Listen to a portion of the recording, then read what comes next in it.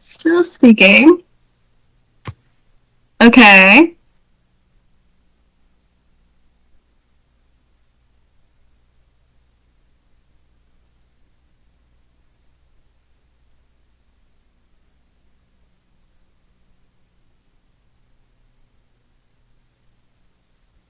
Testing, testing, 1, 2, 3.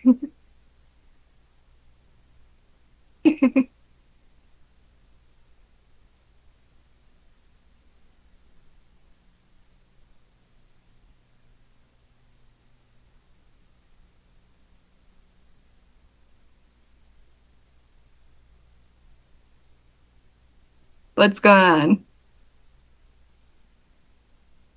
Kathleen? Everything okay? Yeah.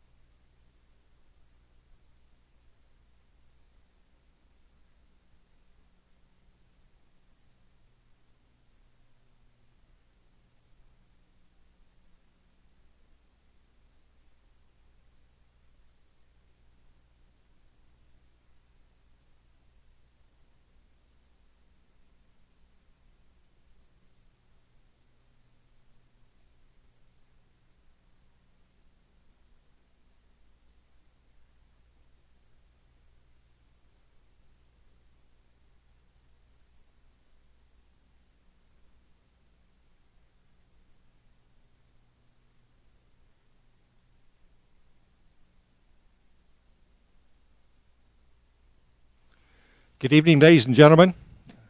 Welcome tonight to a joint study session between the Planning Commission and the Township Board. I will call the meeting to order. Would you all please rise for the Pledge of Allegiance? I pledge allegiance to the flag of the United States of America and to the republic for which it stands,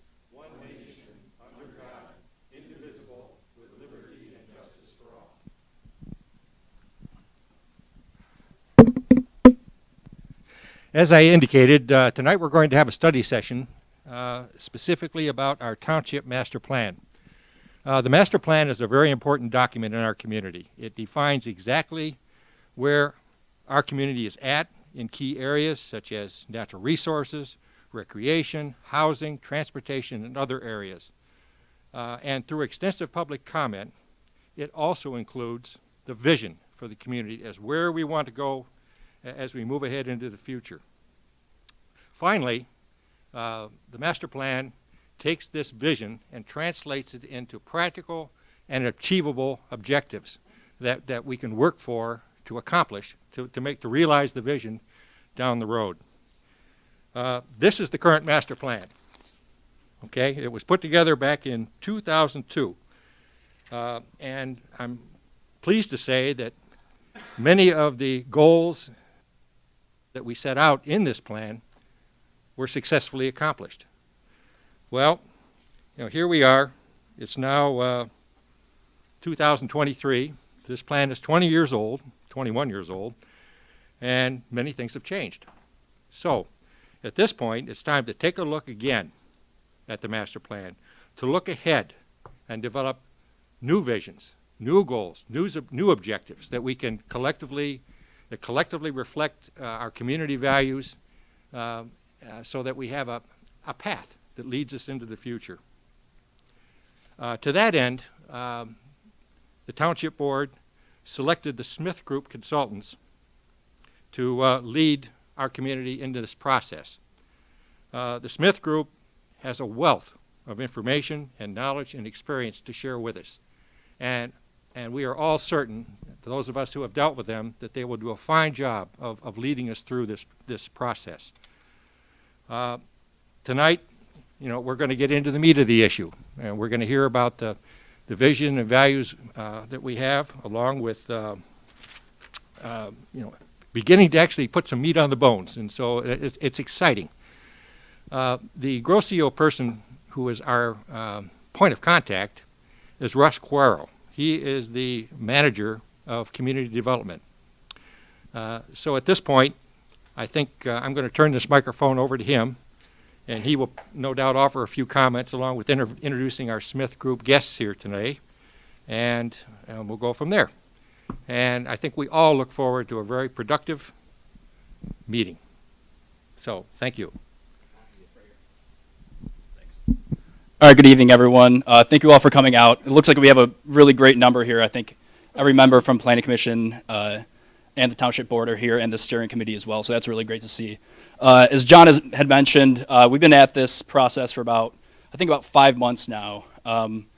I can't remember exactly when we interviewed Smith Group, but right when we interviewed them, we knew that they were the right crew to join us on this, so thank you for tagging along here, guys. And with that, we're just going to go around the room, kind of introduce everyone to anybody who's watching at home, and for everyone here to just familiarize everyone with themselves. So I will start off with Karen. Thank you. Hello, my name is Karen Cozy. I am the president of the Grosedale Historical Society. I'm John Swikert, chairman of the Planning Commission. Eric Ranka, Planning Commission. Good evening, Joe Porcerelli, Township Trustee. Good evening, Jameson Yeager, and I am a Township Trustee. Hello, Angela Secokis, and I'm on the Planning Commission. Hi, Jim Davis, Planning Commission. Hello, Brian Pollock with the Planning Commission. Daniel Boggs with the Planning Commission. I'll keep the theme. Jay Frucci with the Planning Commission. Good evening, Jim Budney, Township Supervisor. Good evening, Dave Nadeau, Township Treasurer. Hello, I'm Paul Glore. I'm president of the Grosedale Nature and Land Conservancy.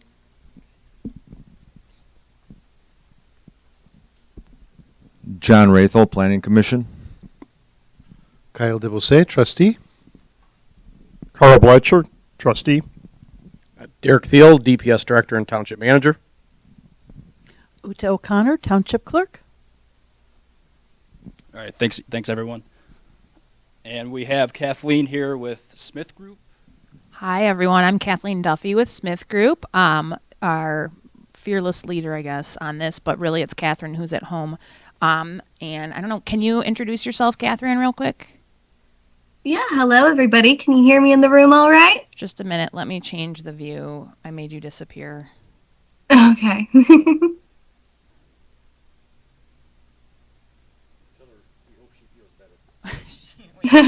Thank you so much, John. Not getting us sick. So yeah, as Ross mentioned, we're the prime consultant on this, but we are teamed with Elena and her team at CIB Planning, which is they're going to help us on obviously today, and marketing and economic development strategies. So we're excited. I'll let her introduce herself. Thanks, everybody. Thanks for coming tonight. I'm happy to be here. Elena Moeller-Younger. I am the Director of Marketing and Strategic Planning for CIB, which stands for Community Image Builders. We're a boutique planning firm based virtually since 2012. Primarily, though, we're out of Fenton, Michigan, so that's where I hail from. But yeah, very excited to get started today. So thanks so much. Great. Well, thanks everyone for being here with us. This is an exciting format where we all get our heads together, hopefully, to brainstorm some amazing ideas. All right, Catherine, can you go to the next slide, please? Come on. It's not changing. There we go. All right. So we've done our introductions. We're going to give you a quick introduction to the master plan. And if you sit on the steering committee, apologies, there's going to be some repeat, but soon you'll get all the talking points down after you hear us explain them again. And we're going to talk about the process and things like that. And then we're going to work through a set of online questions where you'll get to use your mobile device to chime in, as well as we'll try to have some in-person discussion too. But it's a way for us to kind of collect a lot of data while we're here today, because we know that we're not going to be able to talk the entire time to each and every one of you. So hopefully when we get to that point, you can log in on your phone. And then we're going to do some mapping exercises. You can see on the table here, we've got a map of the island. We intentionally tried to mix up the Board of Trustees and the Planning Commissioners and the Steering Committee, so we have representatives. We might have you two join another table. We'll see. We'll see if anyone else comes later on. But while we're doing that, Elena is going to be taking some of what we heard from the vision and values exercises to craft some draft statements that we're going to vet at the end, and we'll talk through at the end. Next.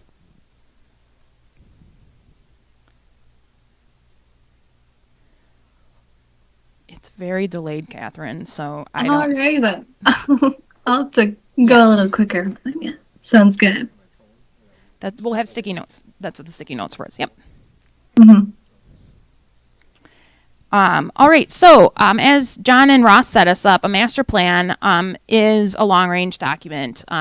We're supposed to look at them every 5 years, but ultimately thinking about that long range in the future, thinking about how change can happen. So we've got a steering committee. We've got township staff. We're working hand in hand with Ross.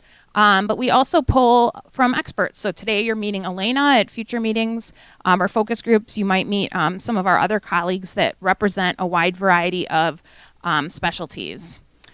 So as we're describing the next few slides, be thinking about what a successful master plan will look like. We may open it up for comments at the end. Let's just go through the next slides, though.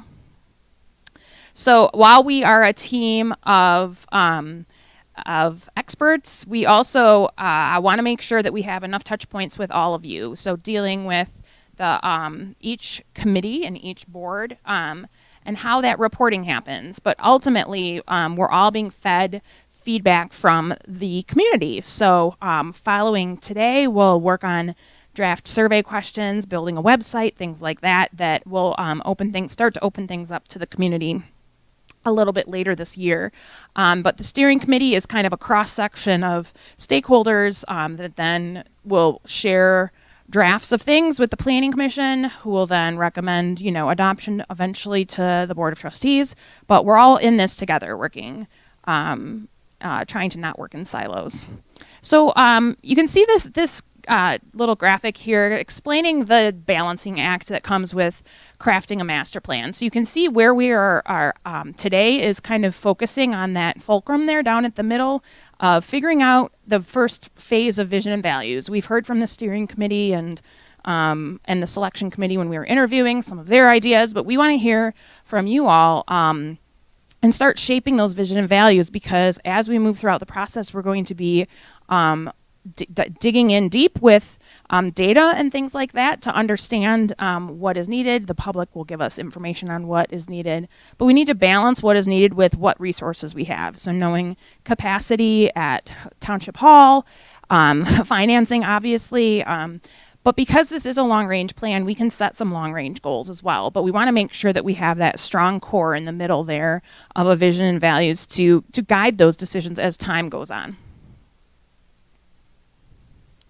So there are many pieces that go into forming the master plan recommendations. So public input is one piece of it, and this is kind of our kickoff on that with all of you.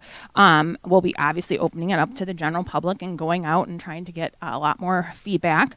But we're also going to be beginning our analysis. We've started reviewing your past plans, but we're going to dig in deeper to some of the data and mapping and start to understand what is happening in the township, how things have changed, how it compares to other places. And then we layer in our best practices, which is comes from our experience of working in dozens of other communities, and coming up with suggestions and case studies and ideas for how to solve some of those challenges that might come up during the public input process. So at the end, those all get blended together and out pop the master plan recommendations.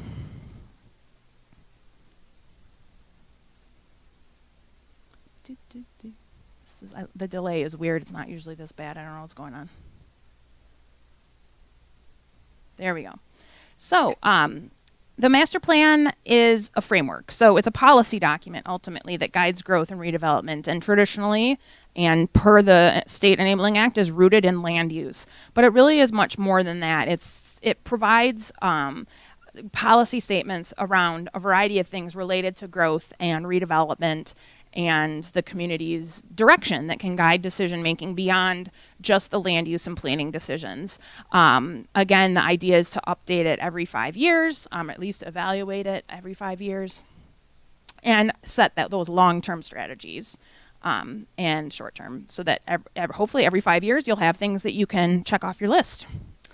And so some things that it can do that go kind of beyond what we always put that's included in the State Enabling Act is really looking at community character. I think we'll probably hear a lot from you today about what helps define Grosse Ile and makes it what it is. But how do we quantify that and write standards and policies around community character, defining place, thinking about Macomb Street and the waterfront and your beautiful open preserves and parks and schools. But also, again, providing an opportunity for everyone to come together to chime in and collaborate. And today is going to be our awesome first step at collaborating to ultimately set the stage for future redevelopment.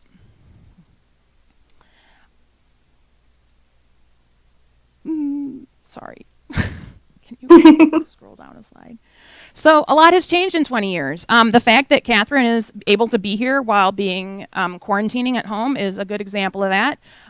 So not only is hybrid and virtual work a very real reality, time the last plan was written, the township had grown between 1990 and 2000 and has kind of tapered off and kind of been steady since then. And projections are that not a lot of growth is going to happen, and the community is aging. So looking at how, as baby boomers are moving into that senior bracket and their children are growing up and becoming 40 and 50-year-olds, we're starting to see the population shift, which means different family types, different needs for seniors to age in place. And how do we attract young families to help fill some of those gaps at the lower end of the age cohorts?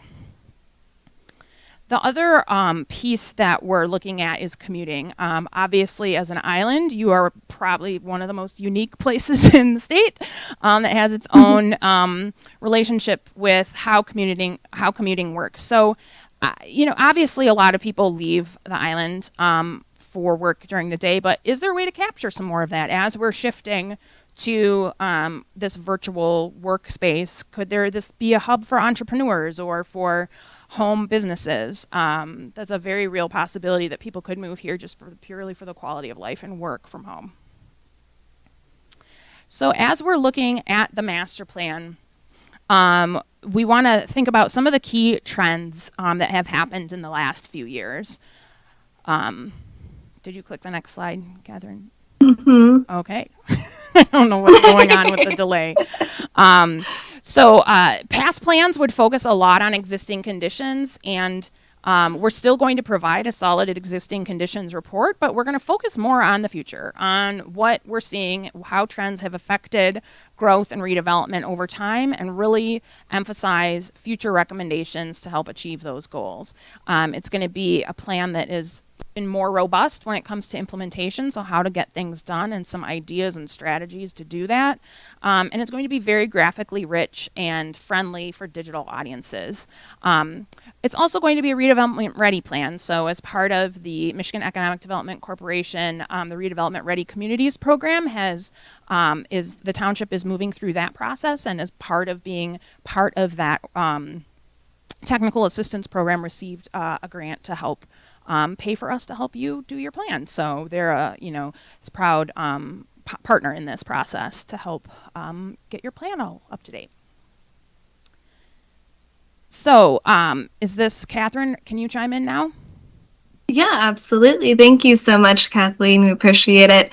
Apologies, everybody, if I speak ahead of the slides. I'll do my best to try and keep up with it on your end. But we really quickly wanted to be sure that while we're all together tonight, we are able to share a little bit about what this process will look like over the next year. So as John and Ross had mentioned at the beginning, this master plan process is going to be around a year long, and the way that we like to think about it is in 3 distinct phases. So phase 1, what we're in right now, is what we like to call the understand phase. This is the opportunity where we have to really kick things off with you all to be able to have those preliminary discussions, be able to set the tone of what this process looks and feels like, to understand the vision of where you want to go in the future and what you hope to learn most throughout this process, as well as what our role is in being able to level set some of those expectations that we have.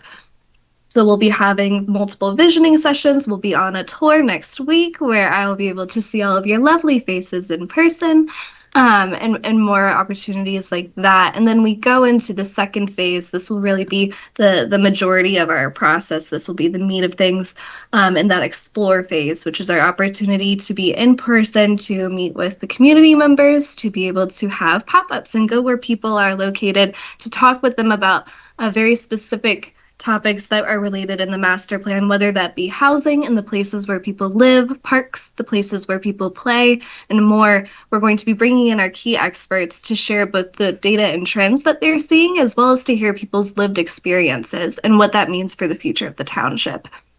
And then we have phase 3. This is where we are collaboratively drafting the actual plan itself. We'll be releasing that and then going through the formal adoption process and public hearing process as is outlined by the Michigan Planning and Enabling Act.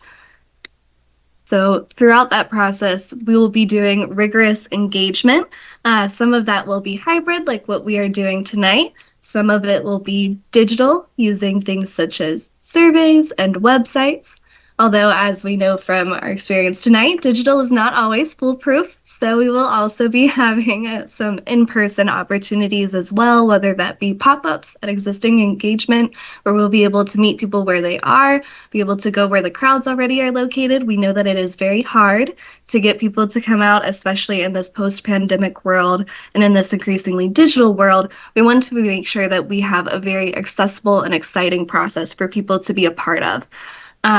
So when we kind of lay that out, to give you kind of another way to look and think about it, right here where we are in phase 1 with the understand section. Right now we have the vision and values workshop. Coming up next week is when we will be doing some mobile tours of the township. You all will have received email invitations for that one.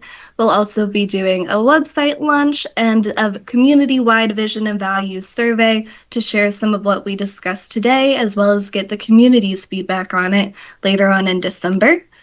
Then going into the next year, we'll be doing a lot more engagement when it comes to pop-ups, when it comes to more topic-specific roundtables, different surveys with businesses and others, to be able to understand what the specific needs are that people are having in the community.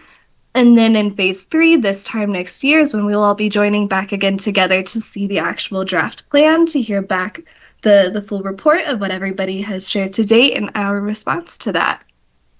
So with that, throughout each phase, really, we have 3 major goals for ourselves as a team, and that we've heard you all say as well throughout our conversations to date, which is that we want for this plan to be defensible. We want to be sure that it is data-driven, that it pulls from absolutely best practices, but also from trends and from solid data that we can point back to.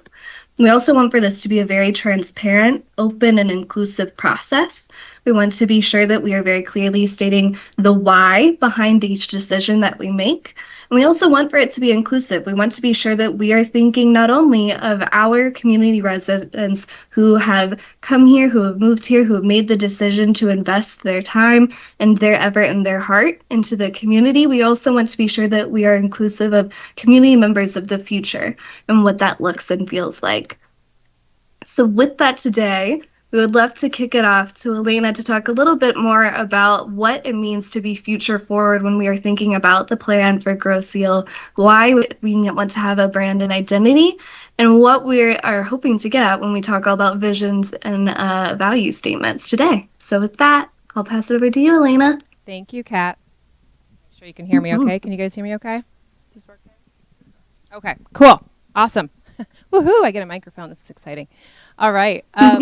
So today, I first want to back up just a little bit and just explain our appreciation and gratitude for you guys going through this process. It is a process. It's long. It's thorough. It's data-driven. It's opinions-driven. It's everything. So I really appreciate and I'm very excited to be part of Smith Group's process and all of your work, and it is going to be a little bit of work today, so get your thinking caps on. But I also want to say that change is tough. But you know what's great about it is that this exercise provides the community to have control over that process and have an impact on shaping Grow Seal's future. So we're going to see that play out in real time. So one of the things we're going to start with right off the bat actually is something kind of exciting, and we're going to get out our phones and we're going to use something called Poll Everywhere. You may have heard this or done this before or may not. So what we're going to have you do. Catherine, can you please switch on the bottom where it says instructions? As we're explaining this, I want you to think, and this is the question, in your opinion, what is Grow Seal Township's greatest asset? So if you think of one thing, I know it's hard to think of one thing, but what is Grow Seal Township's greatest asset? And we'll give you guys some time. So I think that's, yep, go ahead. Catherine, can you share that hidden slide if the text is really small? And if you don't have your, it's just going back to that slide that says, that's hidden, number 26. Sure. Just because it's bigger, the font is bigger. Yeah. In the room. Yeah. For people in the room. 1 second, sorry. So if you're in your text, you can text to 22333 and in the message put sites. I don't know why the font is so small. Oh gosh. Yeah, this time we get to disrupt and bring the phone. And also we have some backup methods too, Or you can go on a web browser to pollev.com/sites. or text. It gets you to the same place, both of these things. So go to polev.com/sites. Go back, Catherine. Or text to 22333. Sites. That's the one we wanted to see. So we'll leave this up for a minute so you guys can start to. We'll leave this slide up for a second so you guys can get those instructions, get connected.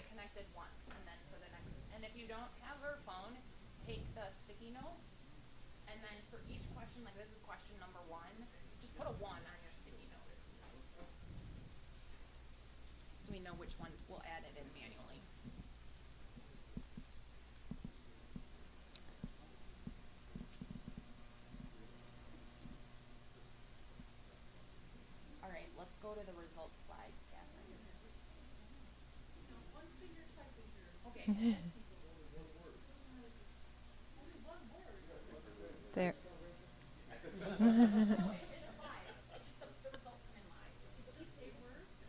The greatest, yeah. It can be a phrase, but the greatest asset. You can put in more than one word. And you can put in more than, if you need to put in more than one answer, that's fine. So as you can see, as we're getting results, and you can see the larger words have more of the responses. So in other words, they're the more popular answer. So rural, waterfront, amenities, residents, community, feeling. There we go. Oh, community is growing. Okay, good, good. Proximity, waterfront. That's great. So for these, yeah. Okay, awesome. Thank you. Natural settings. The waterfront again.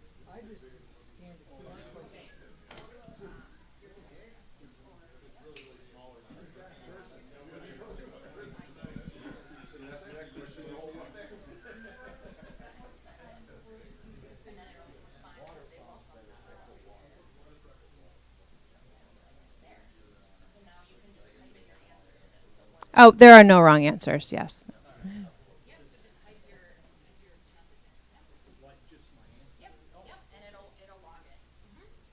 And we'll give it a few more seconds. It's really, this is to give everybody an idea. All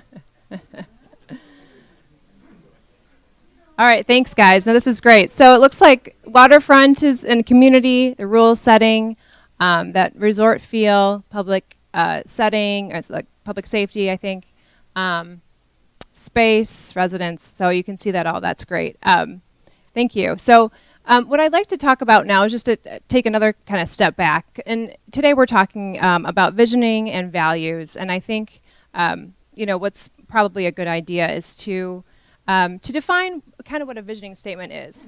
So this is eventually where we're going to get to, but it's good to make sure that's spelled out. So a visioning statement, it can be a short phrase or a single paragraph that clearly describes the long-term goals, dreams, and aspirations for the community. The vision statement sets the bar high in terms of how the community wants to be perceived by the world in the future. So, for example, and just to throw this one out here, it is a company vision statement, but our vision statement at CIB Planning is we believe that everyone should feel a strong connection and sense of place to their community. We strive to serve our partners by providing innovative and implementable planning and development solutions. So that's just kind of an example to throw that out there, give a little context. And I want to also make sure we understand from our prior plan, it's important to kind of get another point of context or perspective and talk about our prior vision.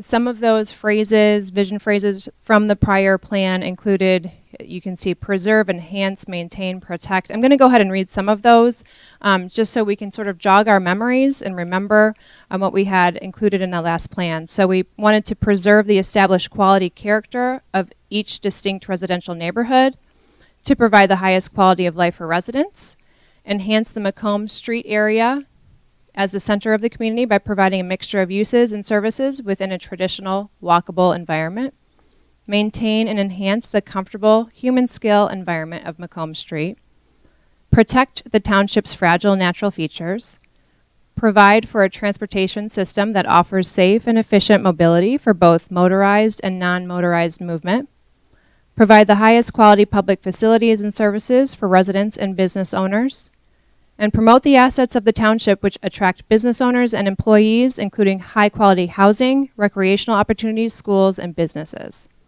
So I think those are important to just make sure we repeat and understand.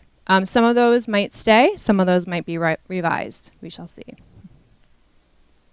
All right. So the other thing I wanted to talk about is why vision.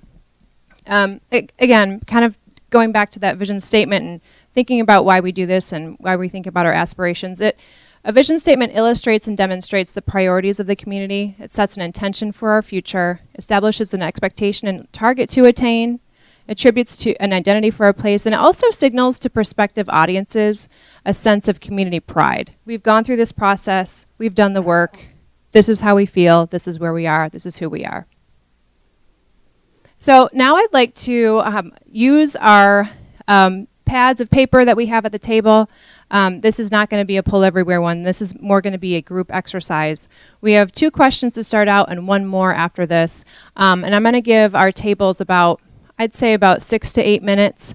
And I want you guys to identify a note taker, somebody who's willing to kind of be the person taking notes and then doing the speaking at the end. And the 2 questions are, what does Grosse Ile offer? And what does Grosse Ile do well? So we'll start with those, and we'll give you guys about 6 or 7 minutes. We'll see when you guys are ready. Do, do, do, do.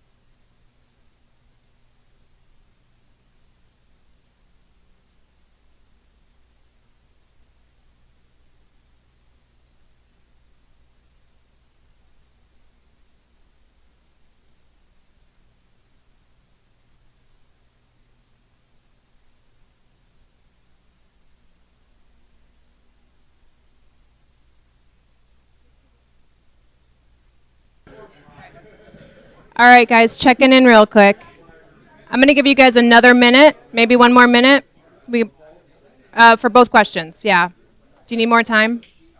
One more minute.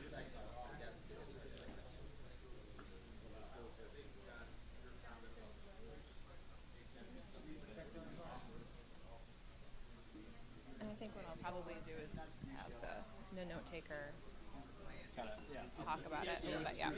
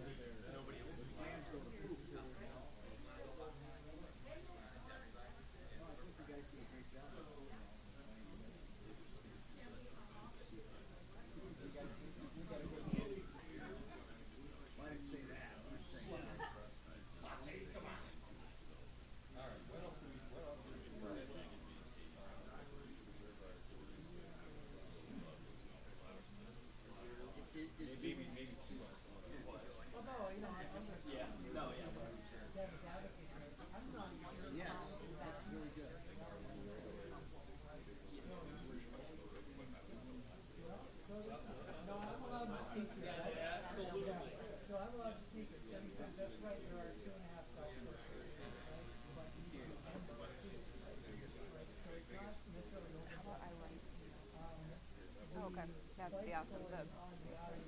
Thanks, Kathy. You might want to bring it a little bit more in the light.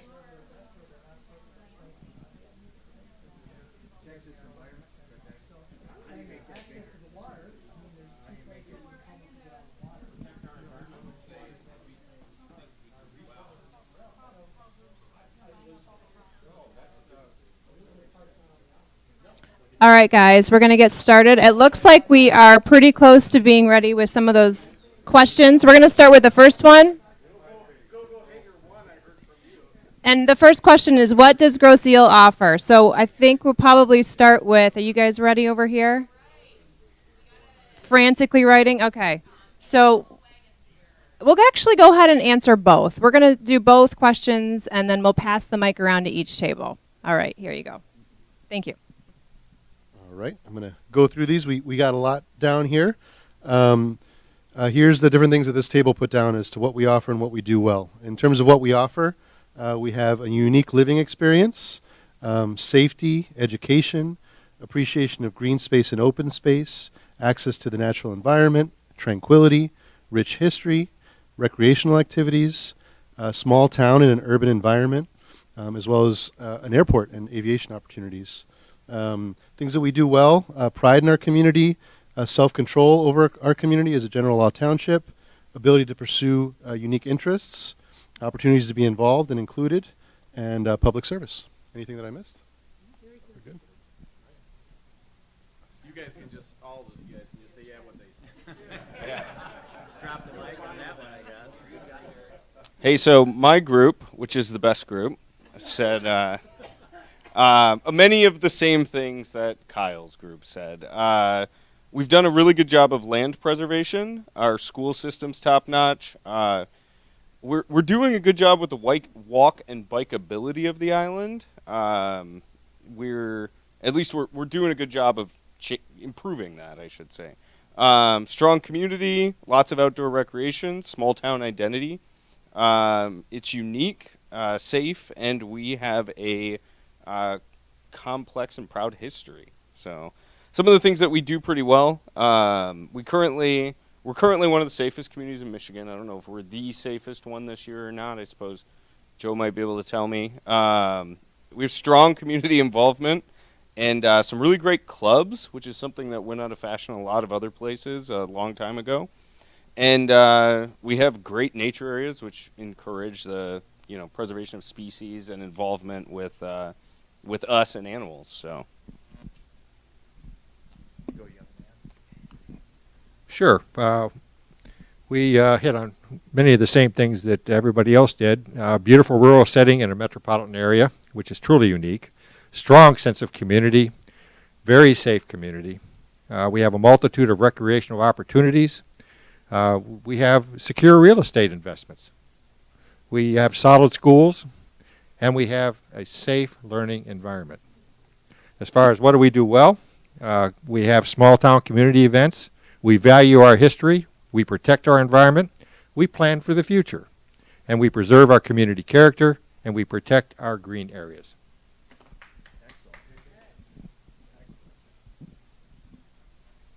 Well, I'm glad everybody followed our lead. And we have basically everything that's mentioned before.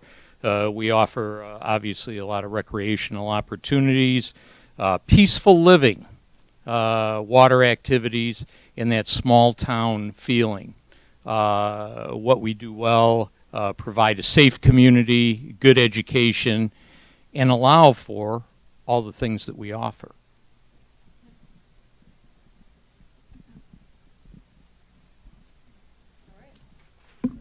Thank you. Yes, give yourself a hand.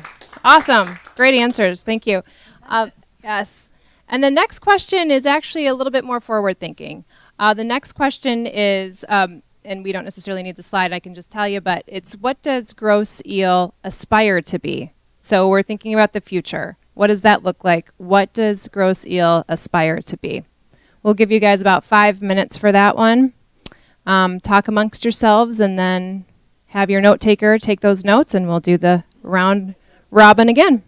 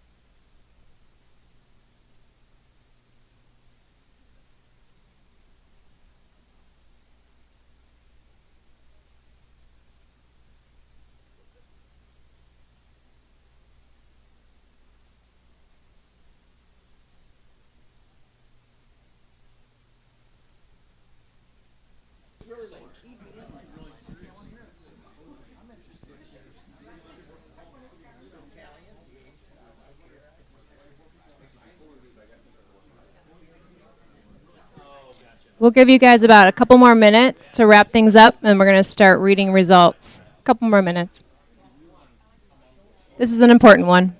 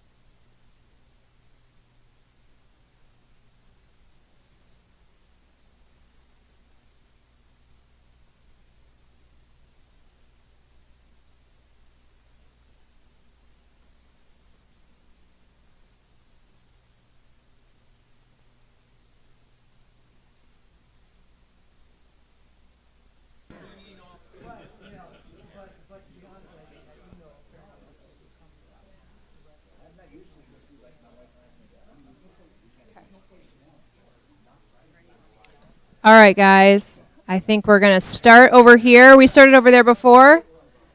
We're going to start over here with you guys. You guys ready? Doesn't have to be perfect, right? But, yes. What does Grosse Ile aspire to be? Here you go. I have the microphone. We aspire to be the best quality of life place for all age groups.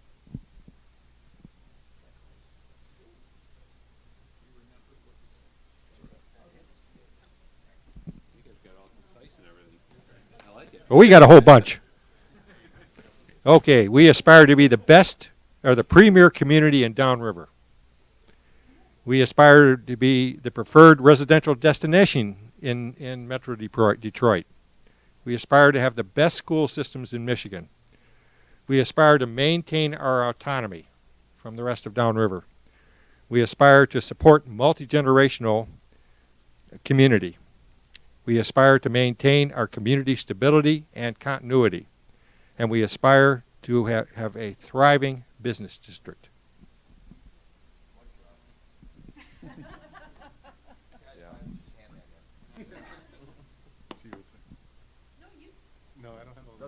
We're going to have a little battle here. Yeah. No, what they said, what John said, what the other group said. We said, what do we aspire to? I think the key feeling was to improve what we have, but not so much that we change it, that it becomes something else. We want sustainability, and a sustainability that we can afford as a community. Another gist that we came up with was a community welcoming to new families to keep our community multi-generational. And that grew into opportunities for residency for all family types and opportunities for the businesses that support these families and lifestyles. And the bottom line was to improve what we have, but not really to change what we have.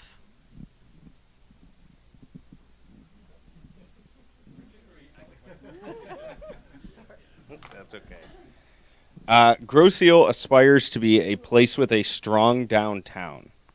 We aspire to be a land, air, and water trail town. We aspire to be a destination. We aspire to be a place, to be a potential boutique resort town. and we aspire to be an entrepreneurial hub. That's it, right? That's it. You're welcome. Perfect. Thank you. That's awesome. You guys are coming up with a lot of information here, which is perfect. And then, you know, this exercise is going to lead us into really what we're here for today. So I really appreciate those the feedback and the information and your insights. But I do want to also talk a little bit about what we like to talk about in community branding and marketing and visioning, community vision and community brand. What are the, if you go, sorry, Kat, if you go back, that's perfect. Thank you. They're linked. I want to kind of make sure we have an understanding of what the two are. They're very linked. Community branding is the outward expression of a community's vision. And a strong community brand can help to attract new residents, businesses, and investment into a community. It's also a clear and compelling community vision can help to shape a community's brand. So if you think about, for example, a community that includes sustainability or values sustainability might choose to brand itself as a green community, as an example. And a strong community brand can help to rally support for a community's vision. So what we like to say there is when people are connected to a brand, they're more likely to support the initiatives that are associated with that brand. And for example, a community that has a strong brand as a center for innovation, for example, might be able to attract more support for its efforts to attract new businesses. So I just wanted to kind of illustrate the differences between a community vision and a community brand. And for today's purpose, we're really focused on that vision, but I think that community brand is also kind of that next step. We're going to boil that down as a next step to kind of an essence or community branding essence of the community. But for today's purpose, focusing on that vision. And I like to put these examples up here because I think it's also good to look at what other communities are doing and what they're saying their vision statements are. Ann Arbor is a vibrant, inclusive, and sustainable community where everyone thrives. Traverse City is a thriving community where people, nature, and prosperity are in harmony. Warren, a community of opportunity where everyone has a chance to succeed. Grand Rapids is a welcoming and inclusive community where everyone has the opportunity to achieve their full potential. Kalamazoo is a thriving community where everyone belongs, where innovation flourishes, and where the environment is protected. So I would say for a lot of those communities, that's pretty spot on. All right, and just to kind of encapsulate this, really in short, those two things, in short, the community branding and community vision are two sides of the same coin. A strong community brand can help to communicate and promote a community's vision, while a clear and compelling community vision can help to shape a community's brand. So here we're going to get into why branding in general. So what we like to do is, you know, with community branding, we talk about this because I think the corporate world sort of, you know, started the whole brand and values and things like that. And I think, you know, the value attached to a corporation's brand is important. So you all know very many brands out there, and I could give plenty of examples. But in general, when we talk about branding for a community, you know, we need to be proactive and remain competitive. And we want to have an intentional sense of identity to bring that community to bring our community together. And it helps with resident retention and attraction. But specific to Grosse Ile, I know some of these topics you guys have talked about and will be talking about, but I know that we have, you know, a population shift, as Kathleen illustrated earlier. I know we've had a school closure, and we're talking about some redevelopment sites and what we might be doing with those sites. We were going to be talking more about the extension of Macomb Street and promoting that downtown, as you said earlier, with you know, aspiring to be a vibrant downtown and maintaining that quality of life and housing for residents and keeping that quality municipal service offering. So this next series of slides talks about our brand platform, and that's something so we can kind of hone in a little bit more on this community brand concept. So the brand platform is something in the school of thought where we like to kind of talk about this as the future. I'm sorry, the brand, me just start again. The brand platform provides footing for the brand promise and all future brand actions and experiences. It's the foundation or engine of the brand. That's what I was kind of getting to. So the engine of the brand is this brand platform.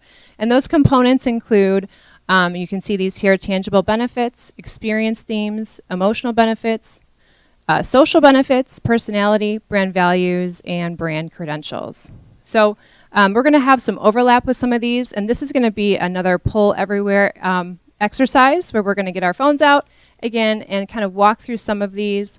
And the brand values is something that we're going to kind of hone in on or focus in on a little bit more. I know we've already heard a lot from you guys about values in the community, so we'll get to that slide in a bit, but first and foremost, we want to talk about tangible benefits. So again, we're going to hear some results like water access, maybe education, but really what are the credible physical and functional assets and features that are valued by residents and visitors? And then what are the assets that describe what the community has or does best? So we hit on this a little bit, but I want you guys to just provide us with maybe one or two tangible benefits that you guys can think of that relate to Grosse Ile Township. So go ahead and do the pull over. So it's two, what is the number again? Oh, yeah, you got it.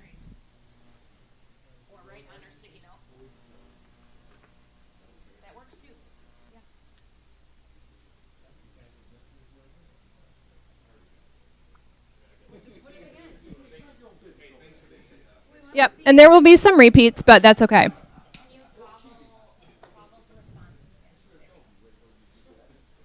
Perfect. What are the tangible benefits? So what are those assets that describe the community has, what the community has or does best? Yeah, so if you... Yeah, that's correct. Yep, assets. That's correct. It is a little bit of a repeat, but it's also good to have this as a little word cloud here. We've got the island, outdoors, access. One or two. Yep. It's not that different. It's just kind of incorporating it into the larger piece of the brand platform. So having that, making sure we gather that information. But as you can see here, again, a lot of the similar concepts come up. Island, water, feel, history. Perfect. Great. And those are, again, the tangible assets, those things that you can see, touch, feel. Thank you. I'm going to move on to the next one, which is experience themes. So what are the key experience categories in which the place excels? These experiences represent the value proposition and provide a competitive edge with target audiences. So examples include maybe boating, recreation, shopping, potentially industry, probably not here, but those are just some examples of experience themes.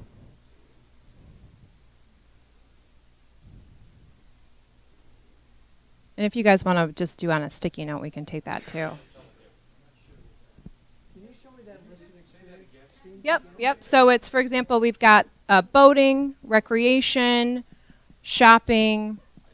Maybe I think you guys mentioned like the community clubs that are here. So some of those experience themes that Grosse Ile Township has to offer.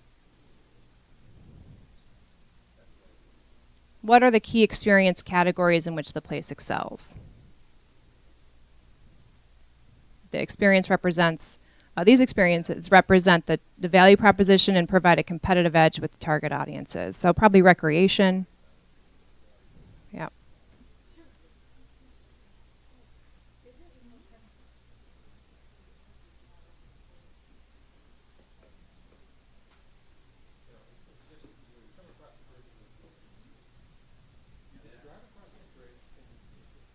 It's very peaceful.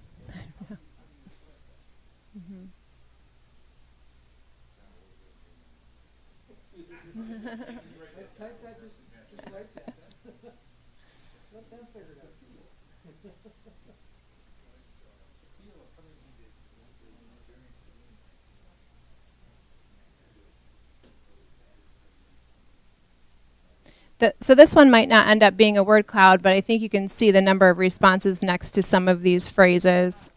It's hard to see. I'm going to look over here. So life balance, family activities, safety, airport, recreation, nature, sense of community, kayaking, a refuge, boating. Aviation, perfect. Great, perfect. Yeah, life balance is good. All right, so we're going to move on to the next one, which is emotional benefits. So this is where we get our touchy-feelies out. What are the positive feelings that people receive from the place? I know I've heard a couple of people already say it's peaceful. We have a lot of pride. We have a lot of confidence in our education system. It's comfortable. I would say maybe even luxurious. The autonomy that you mentioned earlier. Tranquility. I'm just repeating it. I was listening.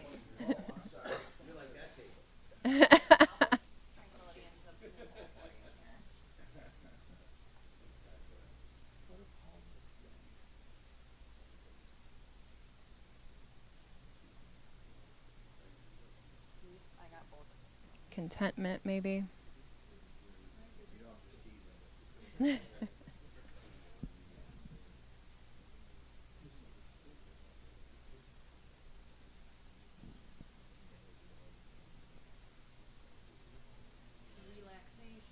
Sense of community. Community pride. Yep, community pride, tranquility, peacefulness. We'll try to make the font bigger. It looks bigger on my screen. That's all right. That's good. Cool. Yep, they're coming in. And keep those coming in as you guys are thinking. Lighthearted. Okay, yeah, that's good.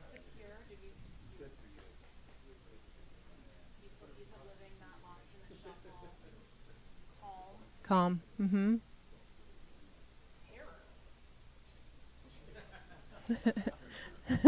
We got an outlier there. That's all right.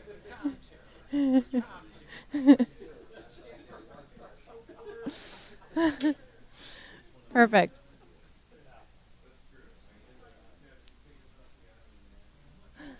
All right. Unhurried. Yeah, that's great. Great.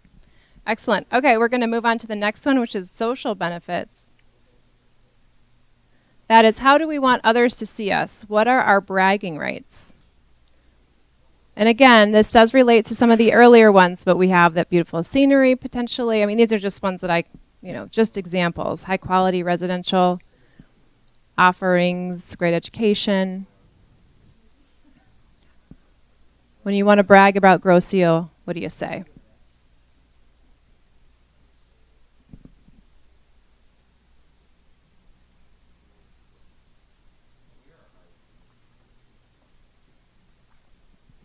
Yeah, and be honest. I think that's what we're going for here.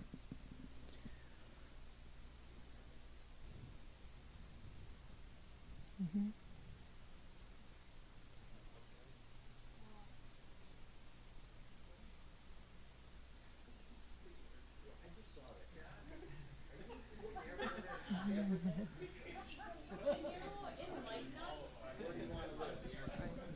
Can you enlighten us on why the airport is such an asset for those of us that don't live here? Who is putting that in? It's anonymous. We don't know who that is. Who wants to fill me in? It is a form of asset, right? The airport, yes. What makes it an asset? 16 people own planes. We just need some context. Yeah. The airport is a huge part of the island. It's a big section of land, real estate. It is owned by the federal government. We maintain it. We are responsible for it. We own it? Then why aren't you talking? Well, because if I get that mic and start talking about the airport, we're not getting out of here till 5 o'clock. So, but it's been a big job of the current and past township boards to be able to maintain the airport in such a way that it doesn't become a new metro airport, but also that it doesn't go away altogether. Jim, you want to say something? Anybody? Eric? Anybody? Okay, so you asked why it's a benefit, and the things that we've talked about here is unique business opportunities, residential, and the airport assists in all of that. So if we want new business to come here, for example, that may locate in the Commerce Park area, having an airport and a company that's able to fly in and out of here is a huge, unique benefit that we have. So we all want to maintain what we have, and what we have here is larger residential, more expensive homes. We have successful people that fly their own planes. They like to have their own planes. So they move here because they have a place in their backyard to house those planes. We have a number of residents that fly in and out of here on a regular basis, and we're talking about multi-million-dollar planes. So also a benefit is with the aviation from the standpoint of getting visitors to the island. We all know that if we can get somebody here through Island Fest, different activities that we have, then people that see the island maybe for the first time, but returning visitors become more curious and more passionate about living here, and they may come over and learn how to fly, which we've currently 38 students that are learning how to fly right now. Majority of those are off island. So the airport is a huge asset for the community. It's one that we need to start talking about more. We need to put this in a master plan. I think maybe the front cover of this would be a beautiful overhead of the airport itself, because it's such a unique asset to the community, just like everything else that we've all talked about. So that's just my elevator pitch. I appreciate it. Thank you. That helps a lot. All right, Elena. All right. Great. Thank you. Thank you. No, that does give a lot of good context. Thank you. The next thing we want to talk about is that personality. So when you think about a personality, you think about a person. So really, if you think about Grosse Ile, it's a person. What is their personality? What's their style? What's their tone, look and feel? Examples include happy and fun-loving, neighborly, supportive, adventurous, outdoorsy, respectful. There's a bunch of examples here, but please come up with what you think makes the most sense. Personality, maybe 2 or 3, or as many as you want to come up with. Personality traits of Grosse Ile Township. I wanted to add something about the airport. Mm-hmm. I think it's important for you to know. Sorry, I was told to always give the person a microphone. I gotta hold it.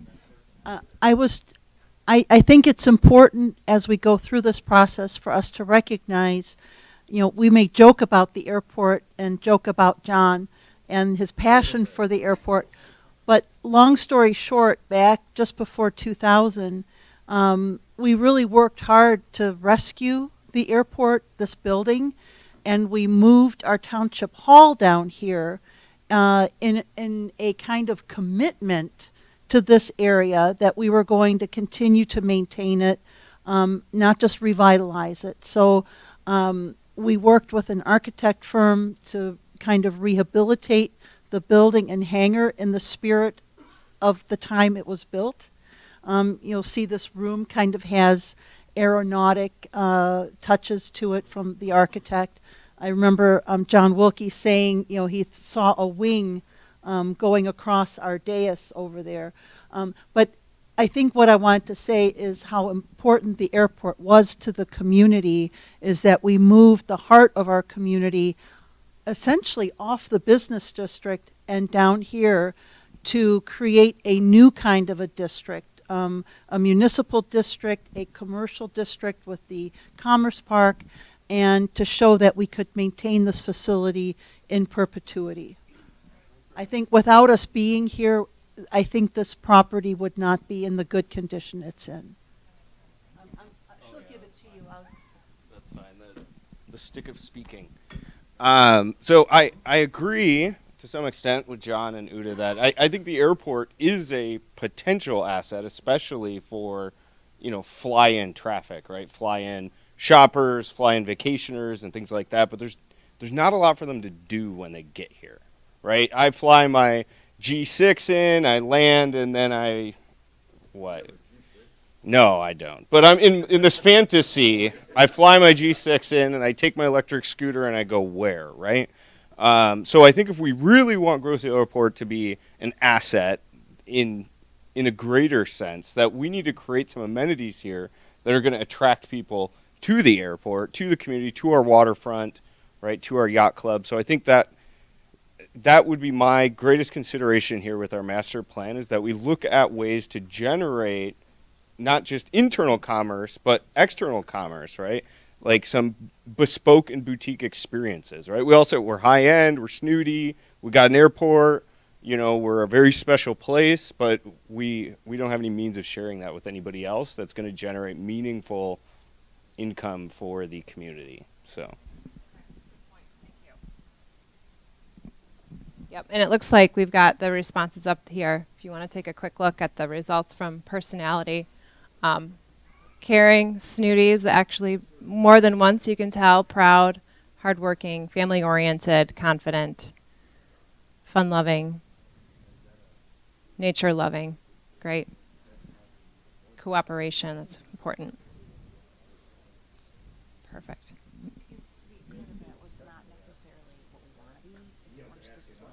Yeah, that's a good point. Kathleen said, this is identifying what we are, not from an aspirational sense. This is what we are now, because this process is really, this brand platform is identification of what we are in these categories. So this is not, we're not going to have snooty in our vision statement, but it's good to have it's good to have an idea of who we are, right? So and an honest one. So I appreciate that. Perfect. Okay. The next one is brand values. Now this is those fundamental principles, and a lot of these things have come up in the earlier exercises, but I would like for you to just kind of repeat or add to your brand values or values of the community. So these are the fundamental principles that the constituents live by and believe in. They're the values by which residents want their communities to grow and be shared with others.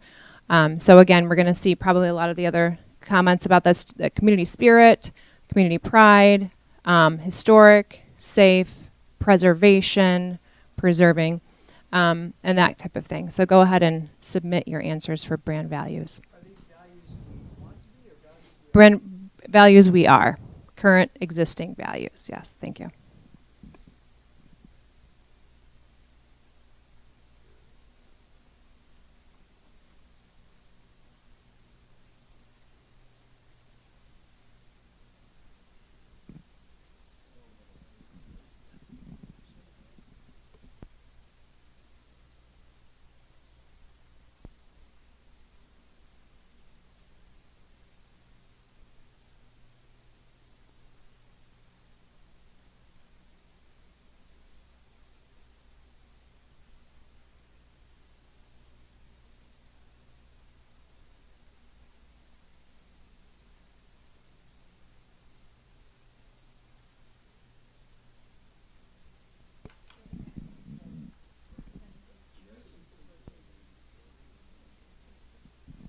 Some coming in. We've got family-oriented, community-oriented, American, proud, deep roots, character, community, strong, family strong, multi-generational, hardworking, service, good, cooperation, great. Deep roots, I think that's probably one of them. Excellent. Thank you. Deep roots. And then the final one is brand credentials. So these are actually just reasons to believe. They help validate the brand. They might include achievements, airport, media acknowledgments, historical facts, endorsements from famous people, those types of things, like, oh, so-and-so, lived there and they're very famous, things like that. So kind of those fun trivia, festivals, events is one of them. Military history was probably one of them. Notable people. Is this a word cloud or the list? Because if it's a word cloud, it's going to be hard. Do you know? Because of the multiple. Yeah, because of multiple words. I was going to say make your words. Oh yeah. Well, make your words one. If you have a multiple word thing, don't put any spaces, and it'll be more. Oh, okay. Yeah. Or hyphens in between. There we go. Spaces. Mm-hmm. We'll be able to see the raw data. Okay. For the sake of the word cloud.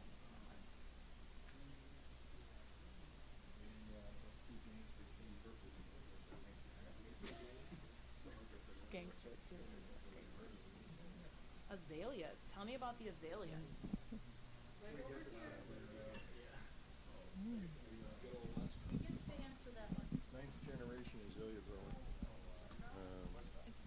Yeah, no, azaleas is from my great-grandfather. He hybridized some azaleas here on Groseal. It's now a text wall, so people can put in multiple words. Okay, thank you. And there used to be, what is now Island Fest, used to be the Azalea Festival, so there's a history of azaleas here. Yep. I'm thinking beautiful azaleas on the cover of the plan, or at least. Don't grow everywhere. Right. And he was able to devise an azalea that grew in this microclimate Nice. of the island. Oh, wow. So that made it really special. Cool. History of innovation. And then what is NASGI? Oh, okay. I was thinking, what am I? That airport. Aviation, something. Oh, okay. Great. Thank you. Henry Ford. I did read about that. Military history. Great. What does GIGCC stand for? Community Golf. Oh, the country club. Yep.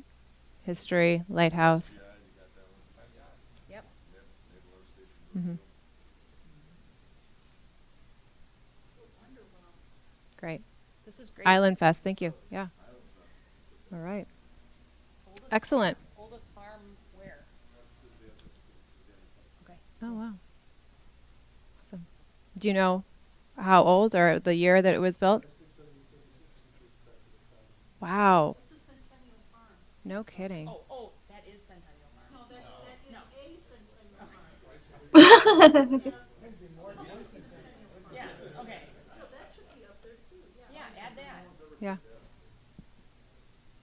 I can't spell centennial.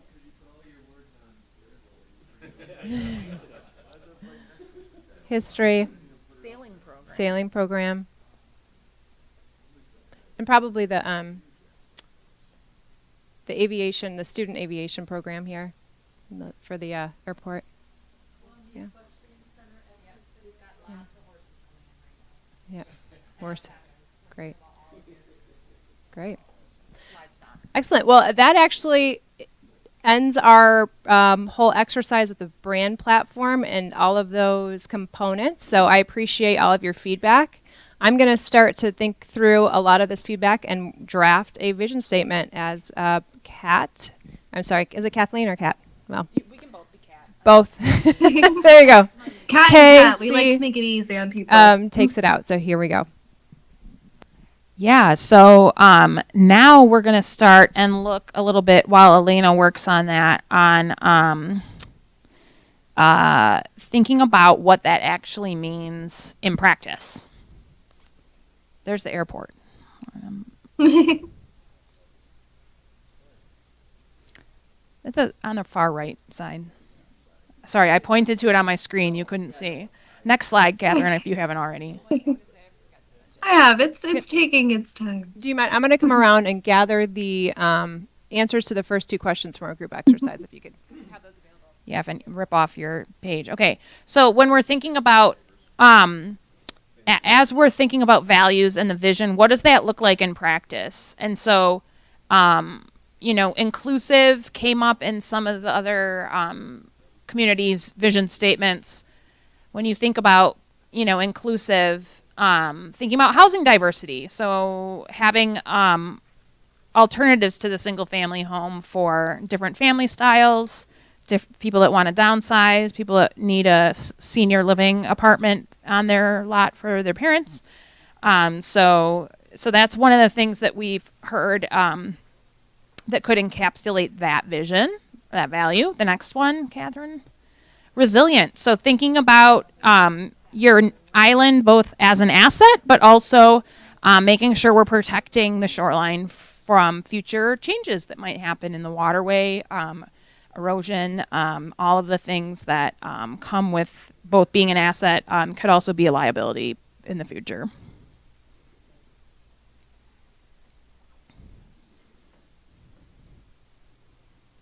I don't know if what is happening. Oh, sorry. It's supposed to say welcoming. Eventually it will Welcoming. show you. You guys definitely talked about this. So how do we make things look and feel in the physical space welcoming? So thinking about Macomb Street and the Macomb Street vision that the DDA worked on in the last couple of years. How do gateways into the community feel? I mean, gateway, I guess you have two, but also by water. What are things, what makes it look and feel welcoming?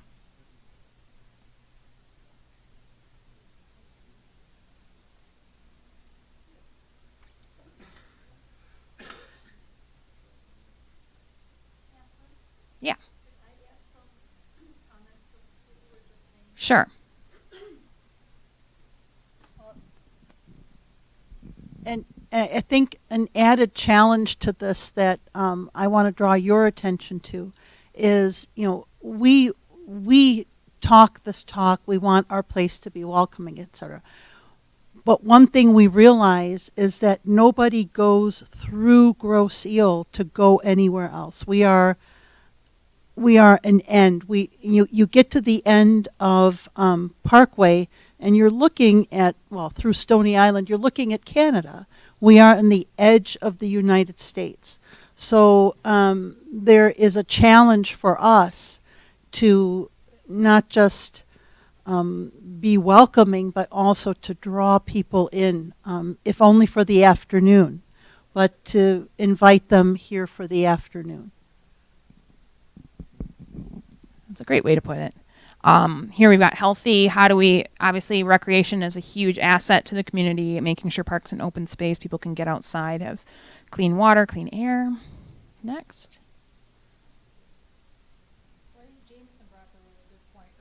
I'm sorry. Jameson brought up a really good point earlier when he was talking about once people get here at the airport.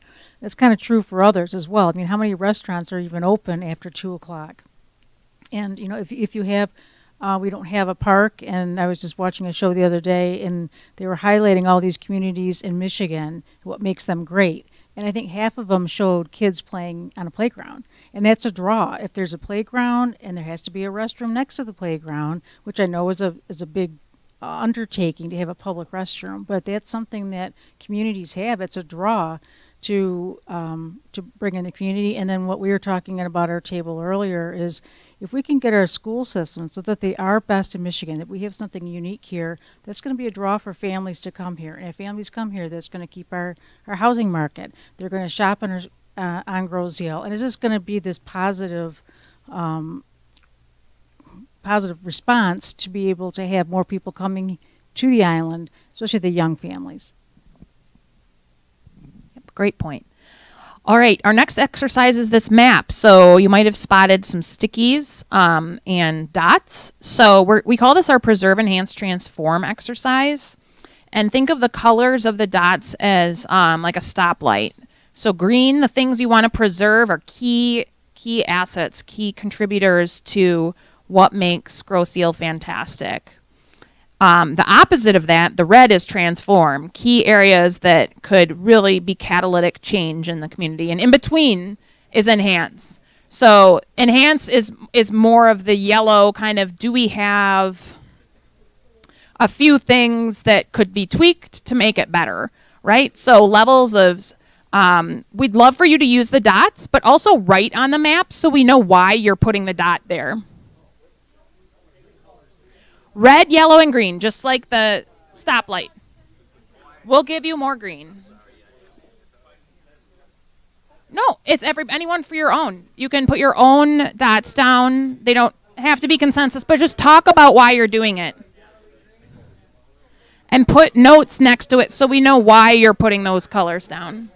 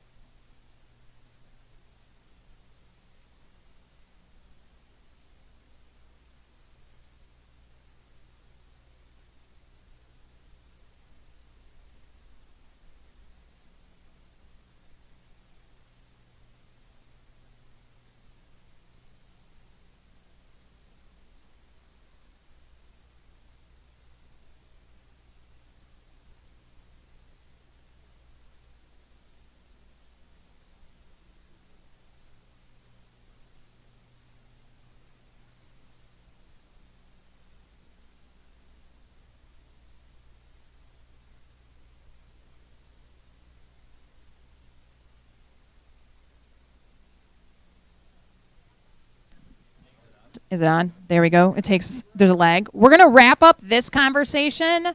I just want to touch a few key points from what we heard, and then we're going to toss it back to Elena in a few minutes to talk about her values and vision. So each tape, we got to wrap it up. All right.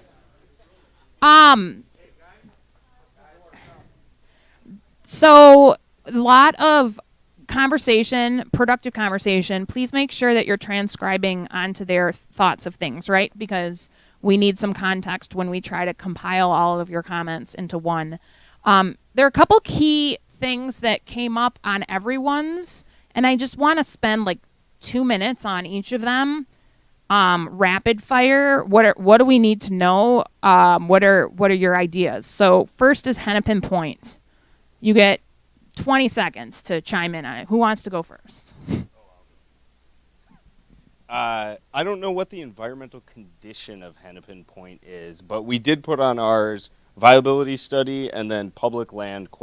So one of the things that's come up as an issue during repeated discussions about future planning is there's very little public access to water, very little public land that isn't open space. And the open space program is great. I love it. But we really need something more if we're going to attract people to the island for the afternoon or even for a lifetime, right? So Hennepin Point would be a phenomenal piece of at least a portion of it used as public land and then maybe the inner portion developed. So any other thoughts on Hennepin Point?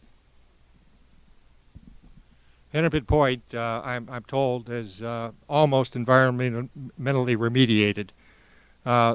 As far as building on it, anything substantial like residential housing, I suspect would be suspect because of the possibility of sinkholes, which you may all remember.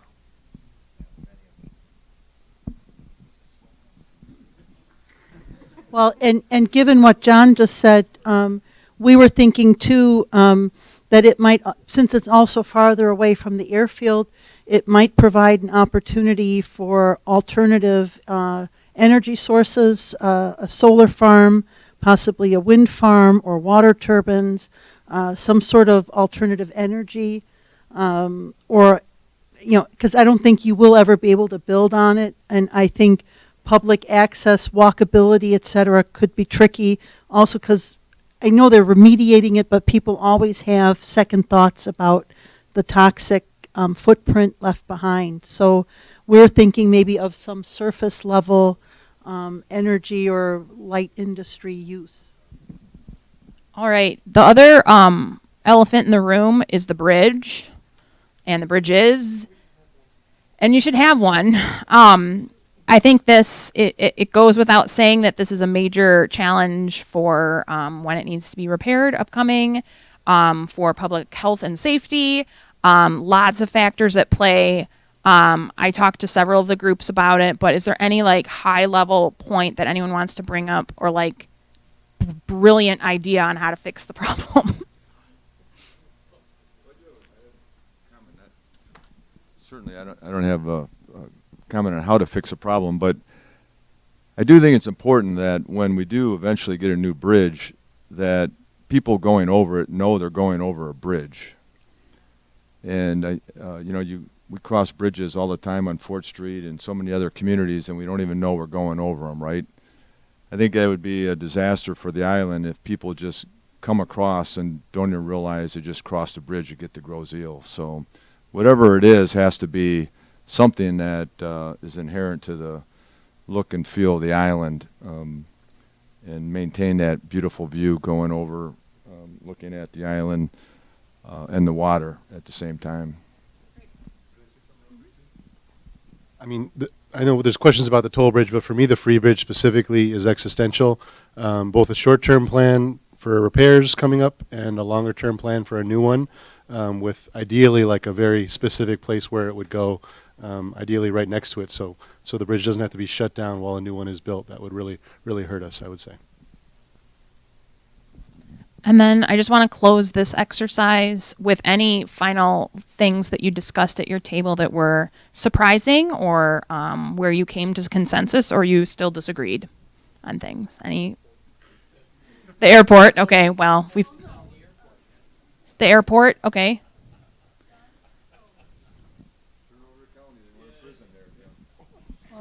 You know, obviously at this table, the airport was discussed at length, but we did reach a consensus because I put a red dot on the airport most industrial looking section, and John took umbrage and tried to peel it off, but I got it on real tight.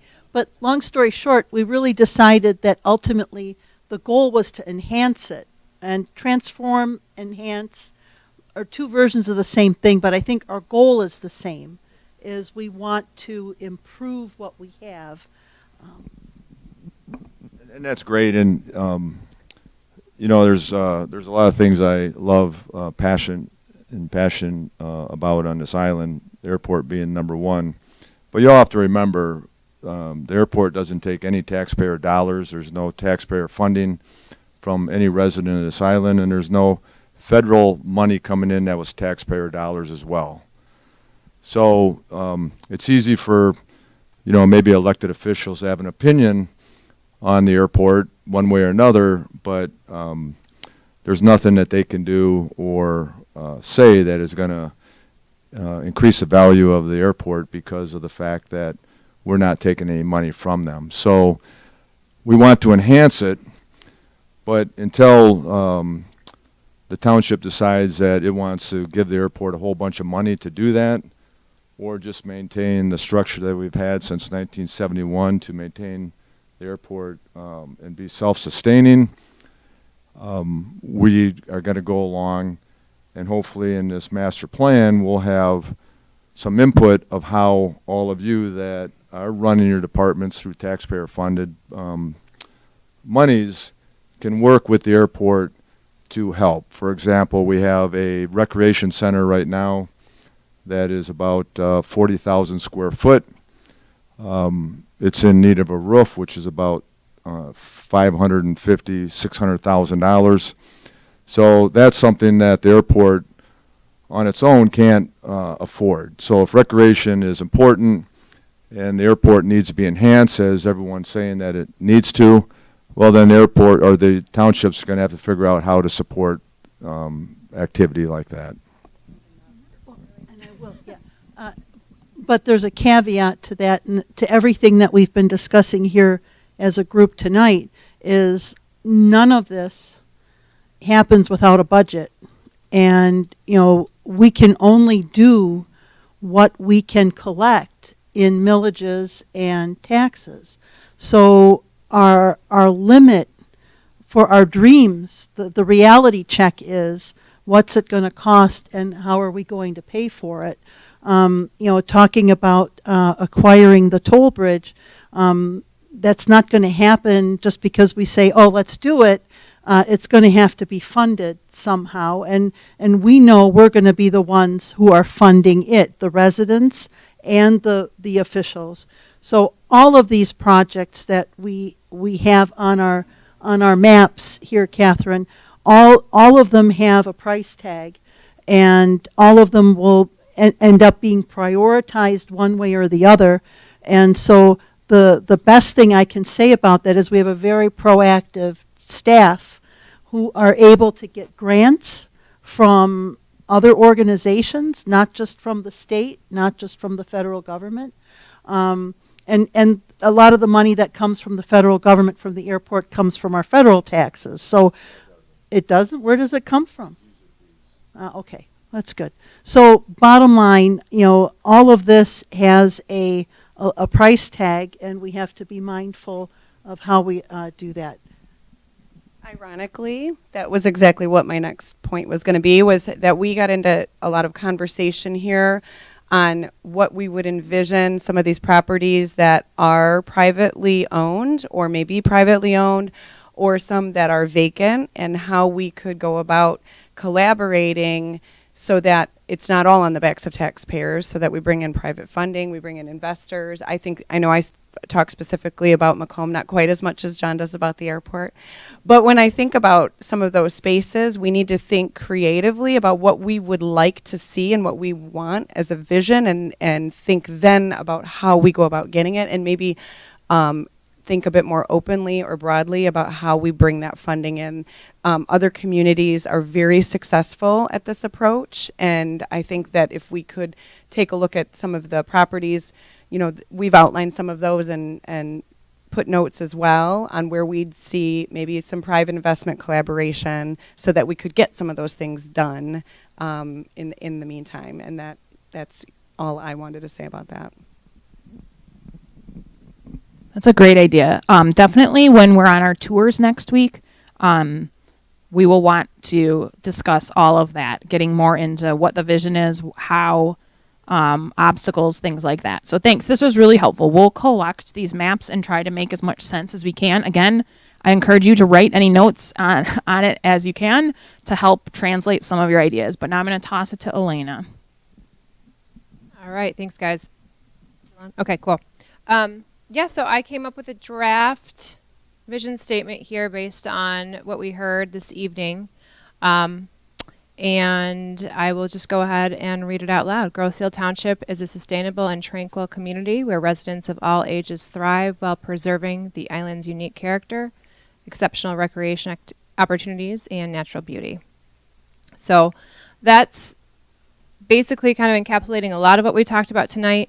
Again, with the vision statement, it's hard to include every single thing. A lot of the things that we can talk about will be our values, and we're going to be collecting that based on everything that we gathered this evening, all that information we went through in the exercises, and have kind of more of that fleshed out values and define those values so that we'll see those in the master plan as well. And the public survey. Oh, yes, public survey. So any feedback on that? Any revisions? Oh, thank you. I know I tried to, I was like, with an airport. We can add that. Natural beauty with an airport.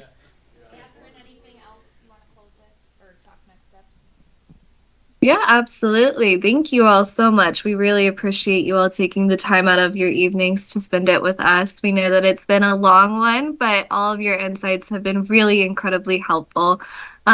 This vision and value statement that we just shared is, as Elena had just said, a first draft. And we're really excited to be able to go into this kind of next phase of engagement over the next year.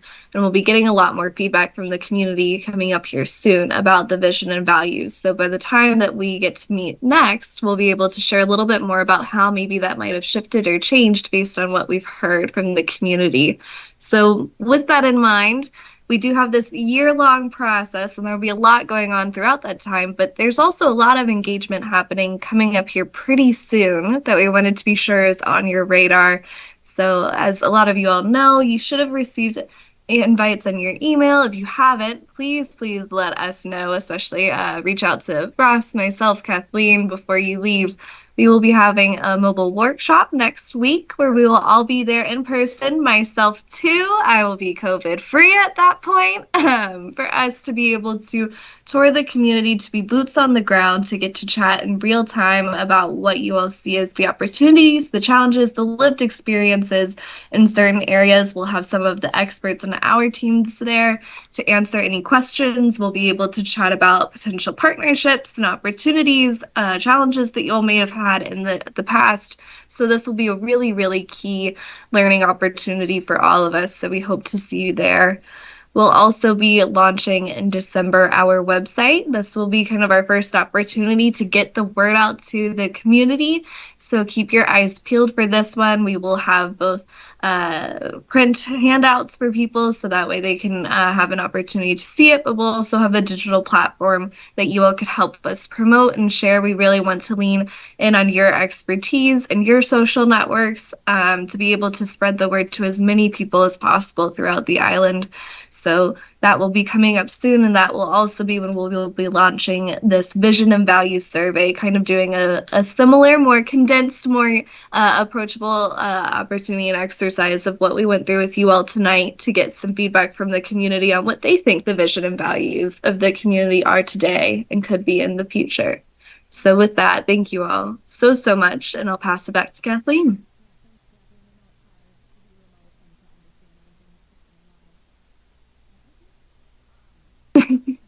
We can hear you.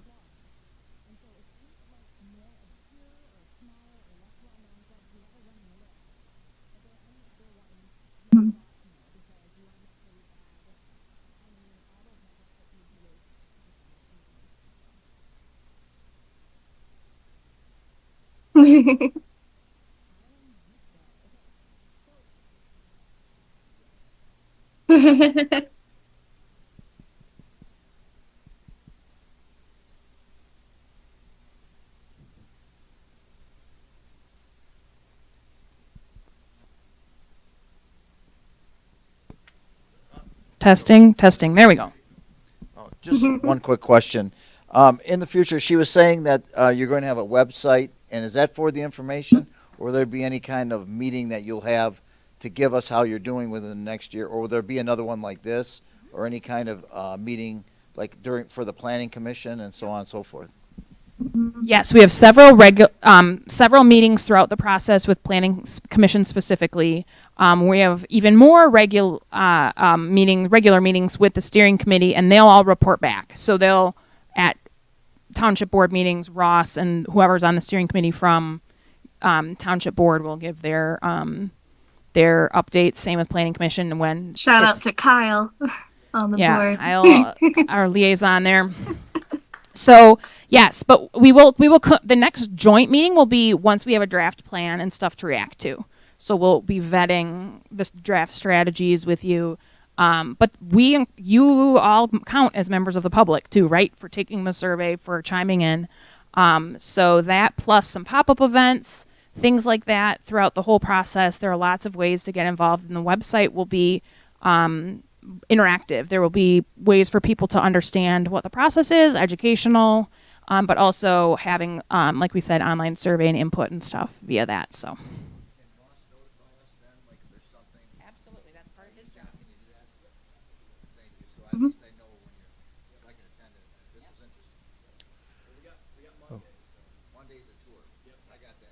Mhm.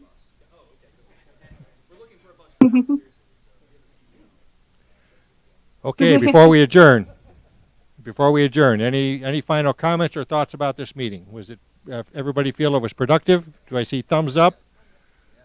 Okay, very positive reviews. Entertain a motion to adjourn. Glad to hear it. All in favor? Meeting adjourned. Thank you. Thank you all.